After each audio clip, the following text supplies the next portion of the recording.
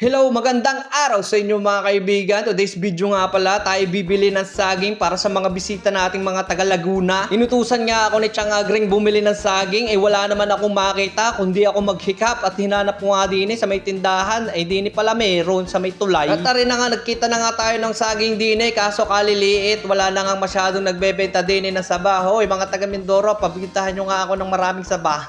Charot. At shoutout nga din kay tita, hinilingan pa ako din lumipat nga pala ako ng pagbo-voice over at na-echo doon sa may sala. At punta na nga tayo mga kaibigan sa tabing ilog at dadalhin ko na nga rin pinabili sa akin ni Chang Agring na saging nari, kaliliit daw naman. Napakainit nga ng panahon mga kaibigan at berding-berding nga ring palaya ng Chuarnel, malapit na ring anihin at tagay naglalakad na nga papunta doon kay na Chang para madala na ring saging na pinulaan pa ni Chang. Wala naman ako magagawa sa maliliit na saging niyan at hindi naman ako nagtanim niyan, charos. At dadalhin ko na nga ito mga kaibigan, itong saging na pinabili sa akin ni Chang at gagawin daw itong bilo-bilo ni Chang. Paano maglilipat ng bahay? Kailan lipat ng bahay? Tatawa nga kayo sa pula ni Chang. Pakinggan nyo mga sinasabi sa akin din ako na nga ang bumili ay asar pa. Mura nga lang. Ayaw, ano? Sa may tulay? Saging lang sa... Oh, Diyos ko, malaki pa ang titi mo rito. Nakalip ka yata Hindi. Ay, tunay ka naman. Oh, tinam... Ay, ayaw Ang gagawin, wala mabilhan. Ay, itong iyong live. Naka-vlog yan. Ay, kita mo naman ang saging ni malaki pa ang titi. Ano yung kalamansi? Diyos ko, ano bagay? Ay, tingnan mo naman. Wala sa tulong hilaw. Wala nga mabilhan. Hanapan ko na. Doon nga ako nakita sa... Nahihiya pa nga sa akin titinda. Naku, nakakaya naman sa iyo. Nilayasan ko na nga si Chang at pinupulaan ako. Ay hindi naman totoo. Ay totoo baga. Pinuntahan ko na nga lamang din ang mga magiinom. Siyempre magtatagay tayo paminsan-minsan. Bisita wala namang masama din Wag lang lagi-lagi araw-araw ang pag-inom. Basta may bisita, tatagay tayo. Yan si Chong Yan si Chulari, lasing na. Kaya pa ba? At ayan na nga, tumagay na nga ako mga kaibigan ng isang shot puno. Minsan na nga lang ako mga kaibigan magbarik at masama naman nga yan sa katawan pag araw-araw at baka mamaya ang ihim mo hindi na dilaw, kulay pula na.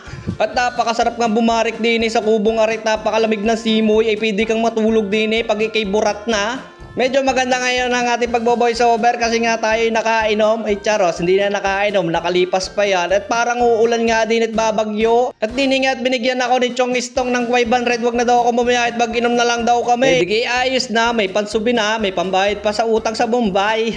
Ayot nga mga kaibigan, umulan na nga din ng malakas. At tuloy pa rin mga kaibigan ang aming pagbabarik din at napalaban na nga din ng kantahan. At ay logi kami din kay Chong at may ka-table na si Chang. Abangan naman.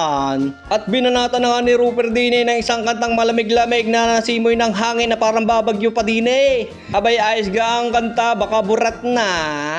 Abay hindi tayo magpapatalo, syempre tayo magpapabida din Aba, isalangan siya lang ang bida. Ay ako'y kakanta rin, parang gimbida din. Nagiging tono na naman Batanggenyo tayo mga kaibigan. Hindi naman tayo taga Batangas. At ako'y nagpunta nga din sa kusina at kumuha ako ng pulutan na ayama. At pagkakuha nga ng ayama na yan ay bubuksan na agad natin at titingnan natin ang laman ay napakataba at napakasarap, ay masarap na pulutan. At ayan na nga mga kaibigan, tinisting na nga ni Macario ang taba at napakasarap at malinamnam ang taba.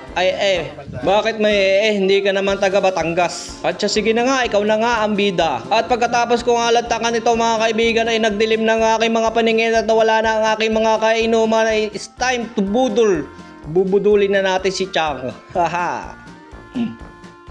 Ito, ayun Pabudol ako. Nakabudol pa kanina sa kanyang chong. Magkano to, Chang? Kaltan mo. Yung akin daw, yung kanyo daw. 20 times 4, magkano yun? 20 times 4. 20 times 4 daw. Oh, 800. Aba, kalukol tiplito. Kabudol kami. At din na nga natatapos mga kaibigan ang isang video natin ngayong araw na ito at nakabudol na tayo ay pwede na tayong matulog at magpahinga. Garahin na tayo. Salamat sa mga nanonood at sa suporta ninyo. Sana huwag nyo kalimutan i-share ang video na ito para dumami pa ang aking content at mas galingan ko pa sa pagbo-voice over na hindi nabubulol. Salamat sa inyo. Bye-bye!